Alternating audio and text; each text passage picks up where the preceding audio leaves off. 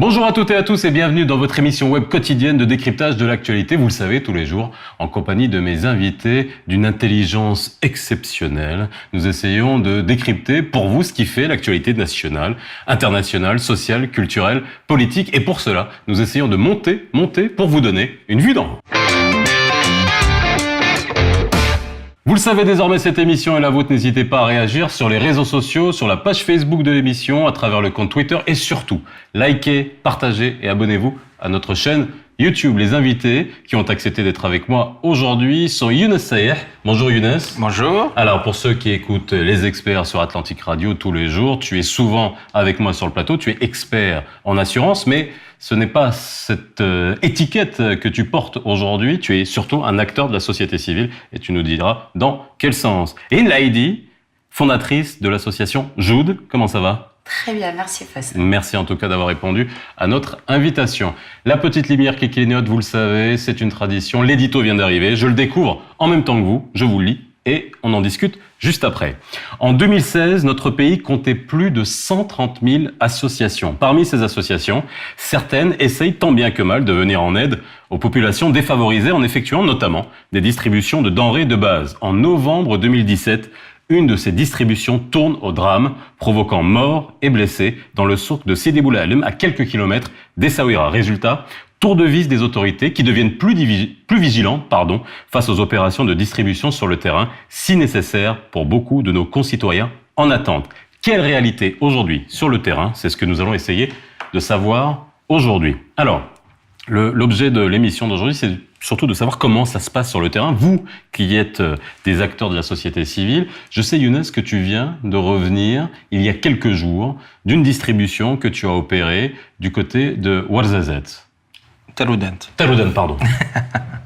Oui, ce week-end même, on était avec mes amis d'une association, du Rotary, dans la montagne de Taroudant, dans le Grand Atlas, pour une opération de distribution d'abord d'habits chauds, parce que nous avons spontanément réagi à la vague de froid. À la vague de froid qui nécessitait une mobilisation de solidarité. Donc on s'est déplacé avec une quantité d'habits et de denrées alimentaires aussi. Et nous avons pu, mais en entourant cette opération de beaucoup de sécurité, nous l'avons fait dans une école coranique, au fait, à partir de ça, et en organisant une distribution pour les douars avoisinants, avec un ordre de passage et avec une logique, si tu veux, de flux raisonnable. Alors ça, justement, on va y arriver, parce que ça aussi, c'est ton métier. Hein. Et ça, c'est pour ça que c'est intéressant de voir les distributions.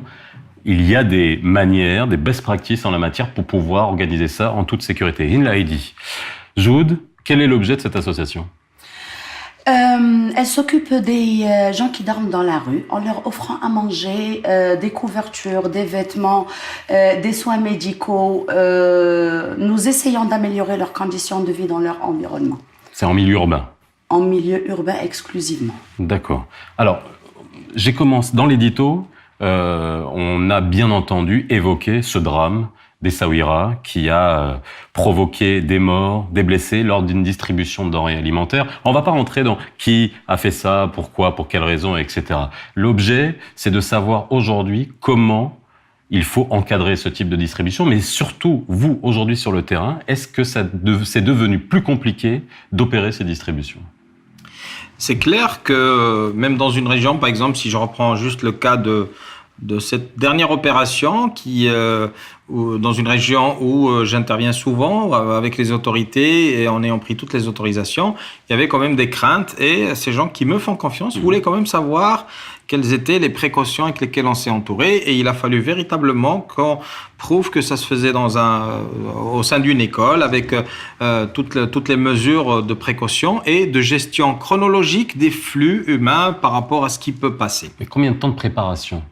Parce que c'est important, parce qu'on vient en aide à des populations qui sont en attente, qui sont défavorisées, qui ont des besoins de base, et parfois, est-ce qu'aujourd'hui, il faut beaucoup plus de temps pour préparer une opération de ce type ? Alors, c'est clair que ce genre d'opération demande une préparation, demande une connaissance, demande une habitude d'intervenir sur le terrain. C'est pour ça que ce sont généralement des associations qui ont une expérience sur ce genre d'opération, qui réussissent mieux ce genre d'opération. Mais il arrive qu'on soit censé, on soit obligé d'intervenir dans l'urgence. Il y a eu quelques catastrophes naturelles, il y a des inondations dans le sud il y a 2-3 ans. Il y a des fois des choses qui nécessitent une mobilisation, une collecte d'habits, de denrées et un déploiement terrain assez rapide. Donc il faut que ça se fasse aussi. Alors là, c'est pour ça que c'est intéressant de vous avoir tous les deux. Hind, c'est en milieu urbain. Younes, c'était une opération qui est quand même dans une région où il faut pouvoir prévoir toute la logistique nécessaire. La fréquence des distributions de Joud, c'est quoi? C'est toutes les semaines? C'est 4 jours par semaine. 4 jours par semaine. À Casablanca, une fois à El Jadida et une fois à Marrakech. Ça fait combien de repas distribués à peu près? 5000. 5000 quoi, par semaine? Par semaine. C'est énorme. Extraordinaire. Alors, c'est énorme et extraordinaire, oui. Malheureusement, on n'a pas eu la chance qu'à Younes. Suite au drame justement d'Essaouira, on nous a demandé d'arrêter toute activité. On a eu juste après le drame. Juste après. On nous a arrêté en pleine distribution directement après le drame et on nous a demandé d'arrêter toute activité le temps de voter les nouvelles lois comme dicté dans le discours royal. Mais alors, juste un petit détail, parce que là, dans le cas de Younes, la distribution, c'est que les gens se réunissent, et c'est là où il peut y avoir des dangers, il faut avoir une vraie ingénierie, justement, de rassemblement, mais là, c'est une distribution qui se fait de manière itinérante. Oui, nous avons un circuit que nous faisons. C'est vrai que les SDF vivent en communauté, plus ou moins dense. Donc vous avez des petits groupes par quartier, d'accord. Il y en a dans certains endroits où c'est des fiefs et que le nombre d'SDF est important. Ceci dit, depuis plus de 2 années que nous faisons la même activité et à cette cadence, la machine est rodée. Ils nous connaissent comment on s'organise, se font fil tout de suite à notre arrivée. Les choses vont de façon fluide et sans jamais avoir eu d'incident. Ça nous embêtait énormément d'être arrêtés, surtout en plein hiver. Et après avoir collecté des dons pour offrir des packs d'hiver. Et là, aujourd'hui, est-ce que les distributions sont arrêtées? Suite au décès, il y a 3 semaines, d'un SDF à El Jadida, nous avons décidé de reprendre les activités sur cette ville. Sur El Jadida. Déjà, oui, vu on nous avait demandé à Marrakech d'arrêter partout, mais bon, personne ne s'est adressé à nous ailleurs. Nous avons repris les distributions à El Jadida, ça s'est bien passé. Avec le soutien des autorités ou... Non, on n'a jamais aucun soutien, justement. C'est vrai qu'on est exposé à des dangers. Il y a des gens qui sont drogués, il y a d'autres qui sont alcooliques, ils sont hors état de raisonner. On s'expose à un risque. Maintenant, nous prenons ce risque. Et Dieu merci, ils nous apprécient, ces gens-là. Ils sont reconnaissants par rapport à ce qu'on fait pour eux. Et on n'a jamais eu le moindre souci. Alors, revenons sur un point, parce que on a eu l'impression, comme à chaque fois qu'il y a un drame, malheureusement, qu'on se demande « Ah, mais est-ce qu'ils ont demandé les autorisations? Est-ce qu'il faut des autorisations? Quel est le circuit ?» Est-ce que, Younes, sur le papier, normalement, qu'est-ce qu'il faut faire? Et même avant le drame d'Essaouira, pour toute distribution alimentaire, il faut une autorisation, on est bien d'accord? Ah, mais c'est évident. Quand vous intervenez, surtout dans le rural, vous devez d'abord demander une autorisation aux autorités locales, que ce soit le Qaïd ou que ce soit au niveau, un gouverneur quand c'est à une échelle d'une ville. Et vous devez avoir l'autorisation, vous devez avoir une forme de protection d'autorité par rapport à l'endroit où vous allez faire ça. Mais la connaissance du travail est souvent détenue par les associations elles-mêmes, hein, comme disait Hind. C'est-à-dire que là, sur 2 volets différents, il y a quand même des compétences qui pourraient être utilisées. À aucun moment, les autorités viennent vous voir et vous disent « Attendez, on voit comment vous travaillez, ça se passe bien, est-ce qu'on peut prendre les meilleures manières de faire ?» Le souci, c'est que... Allez, vas-y, s'il te plaît. Je tiens à expliquer ma compréhension de ce qui se passe actuellement. Les responsables ont peur. Aujourd'hui, avec la propagande de l'information dans les réseaux sociaux, toute réaction ou action à problème serait diffusée et engendrerait des problèmes à ces personnes-là. Donc, moins on entend parler d'eux, mieux c'est. Et moins ils font, mieux c'est. Ils ont peur d'intervenir, comme ça s'est passé à Souara. Ils ont fait leur travail. Mais la foule, ça peut arriver, la bousculade peut arriver et ce qui s'est passé peut arriver aussi. Ils en ont peur au risque de perdre leur job et de se retrouver même en prison, ce qui est compréhensible. Alors, aujourd'hui, le souci aussi, c'est que l'autorité ne sait pas à qui elle a affaire. Il y a des associations sérieuses, mais il y a aussi beaucoup de rassemblements. Ah oui, quand j'ai donné le chiffre, plus de 130 000 associations, oui, et je pense que ça c'était en 2016, je pense qu'il y en a encore plus aujourd'hui. Bien sûr qu'il y en a 130 000, plus, et il énorme. y a beaucoup d'associations qui ne sont pas, je ne vais pas dire sérieuses, mais qui ont des visées autres que le social en soi, qui ont des visées politiques, qui ont des visées détournées.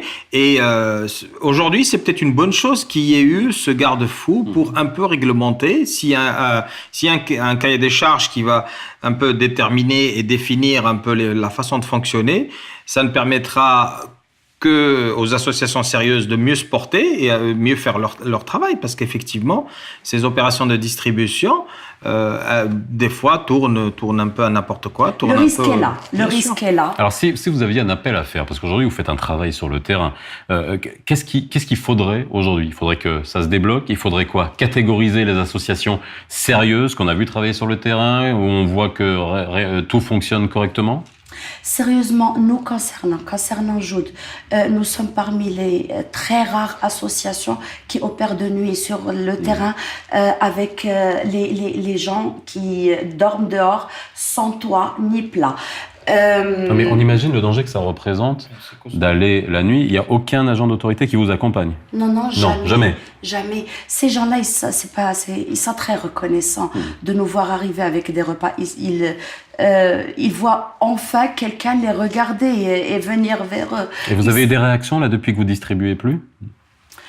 Quand j'en croise, ils nous disent pourquoi et on n'a pas de réponse. Maintenant, nous reprenons cette nuit même les distributions à Casablanca. J'espère que tout se passera bien. Par contre, je tiens à faire un appel pour débloquer nos activités à Marrakech. Le groupe que constitue le bureau est composé aussi de personnes de nationalité étrangère qui ont tout simplement peur de se retrouver dans des problèmes d'expulsion et qui ne veulent pas travailler tant qu'on n'a pas l'aval des autorités. Il fait très très froid à Marrakech et ce sont des centaines qui profitent de ce qu'on peut leur offrir et c'est vraiment dommage qu'ils subissent ce froid et qu'il y ait des gens qui sont prêts à les aider et qu'on soit là à regarder tous. Dernier point, merci pour cet appel. Dernier point, Younes, là je fais appel à tes compétences techniques.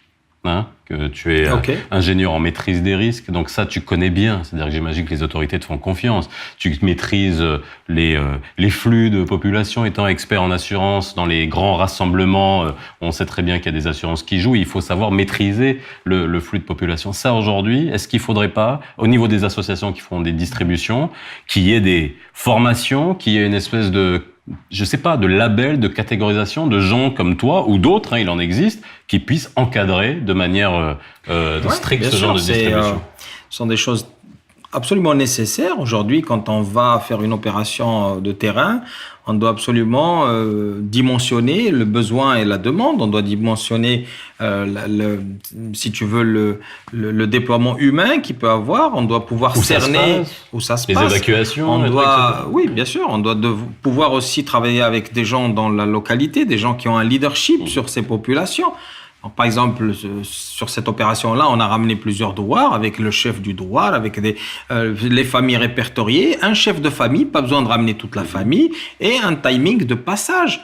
On peut prévoir ça très clairement et la personne se présentait quasi toute seule à un comptoir pour récupérer ce qu'elle avait à récupérer, discuter et tout. On a eu le temps de faire les choses. Donc, voilà. Merci pour ta question.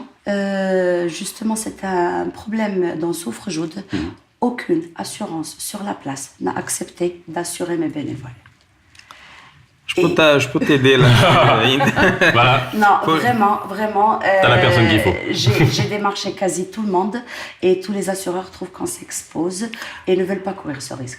Non, au fait, un assureur a besoin, on va pratiquement Non, basculer juste sur une bonne connaissance de ce qui va se passer. Quand il ne sait pas véritablement comment vous allez vous déployer, quels sont les risques que vous courez, et forcément, il est un peu craintif. Et ça, on en Mais, reparlera dans bien les sûr. experts assurances sur Atlantic Radio. Merci à vous. C'est le bouquin du jour.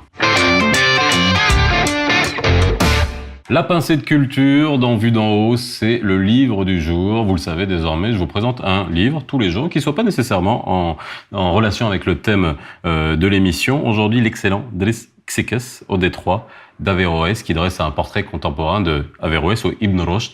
Livre de chevet en ce moment? Rien. Rien? De qui? Tout.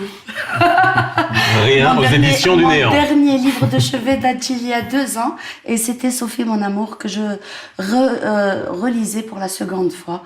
Malheureusement, pas le temps entre les enfants, la maison, le travail, l'association. Ouais, il faut glisser un livre entre tout ça. Younes? Moi, c'est Alamout, depuis aussi un bout de temps, j'arrive pas à le finir, je le relis. Donc Alamout. Voilà, et je vous conseille celui-là, au Détroit d'Averroès de Driss Xekes aux éditions Le Fennec. Merci à vous d'avoir été avec nous. Quant Je te à vous, ferai un feedback. ok. Quant à vous, je vous dis à très bientôt dans Vue d'en haut.